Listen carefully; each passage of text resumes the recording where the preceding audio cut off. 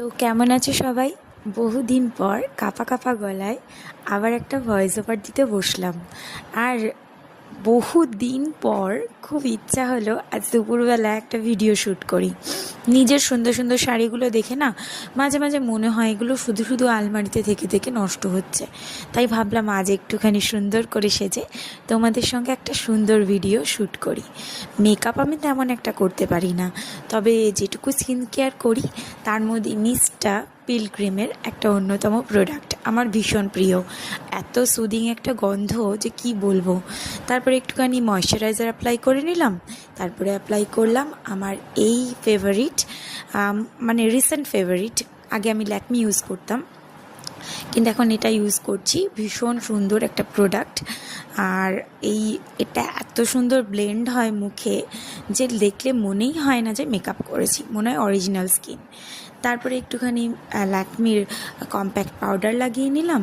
তারপরে eye shadow হিসেবে use করেছি, কিন্তু আমি টিনটাই, আলাদা করে কিচ্ছু ইউজ করিনি। চিক আর আই শ্যাডোতে একই জিনিস লাগিয়েছি। আর সবসময় আমি একটু আইল্যাশটাকে বড় করতে পছন্দ করি, তাই জন্য একটা মাস্কারা ইউজ করে নিলাম। দেন ইউজ করলাম আমার বহু পুরনো এই আইলাইনারটা, সেটা হলো ল্যাকমির। আমি অনেক দিন আইলাইনার কিনিনি, তবে এবার একটা রিসেন্ট কিনতে হবে। আর এটা হলো একটা নাইকার কাজল। কাজলটা ভীষণ ভালো, একদম ওয়াটার প্রুফ আর স্মাচ প্রুফ, অনেকক্ষণ লং লাস্টিং থাকে। ভীষণ ভালো লাগে প্রোডাক্টটা ইউজ করে, তাই তোমাদের সাথে শেয়ার করলাম। আর এরপর দেখো, আমি একটা ট্রিক্স বলে দিই। আমি আইব্রোতে কোনো পেন্সিল ইউজ করি না, কোনো কালারই ইউজ করি না, কিন্তু মাস্কারা দিয়ে একটুখানি ড্র করে নিই, খুব সুন্দর লাগে দেখতে, শার্প করে নিই।